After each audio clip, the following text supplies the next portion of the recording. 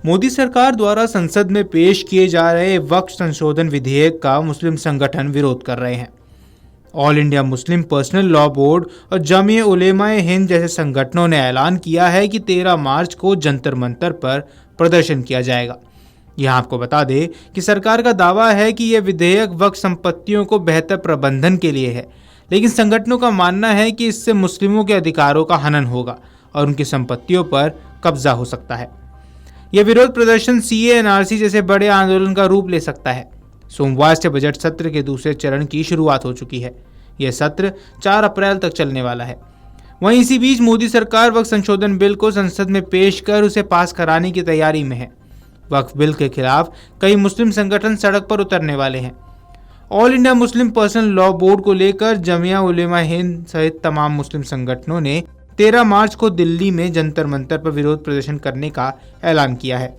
तो क्या इस आंदोलन के जरिए मुस्लिम संगठन मोदी सरकार पर दबाव बनाने में कामयाब हो पाएंगे? आपको बता दें कि मोदी सरकार वक्फ बिल को पास कराने की तैयारी में है।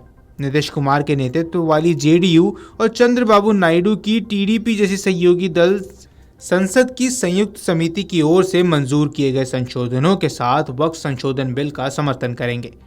मोदी कैबिनेट ने भी संशोधनों को पहले ही मंजूरी दे दी है। तो यह तय माना जा रहा है कि सरकार इसी सत्र में वक्फ बिल को पास करवाएगी।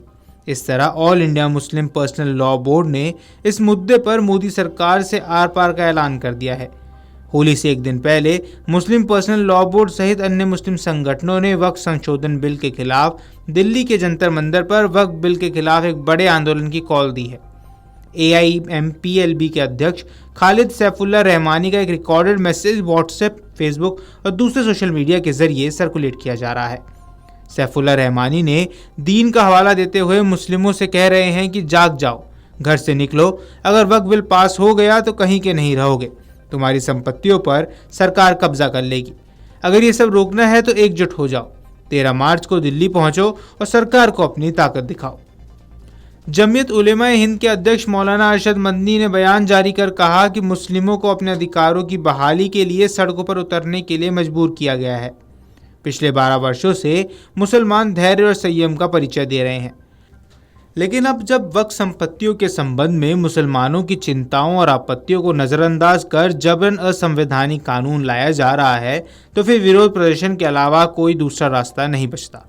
अरशद मदनी ने आगे कहा कि हम ऐसा कोई कानून स्वीकार नहीं करेंगे जो शरीयत के खिलाफ हो। मुसलमान हर चीज़ से समझौता कर सकता है, लेकिन अपनी शरीयत से नहीं।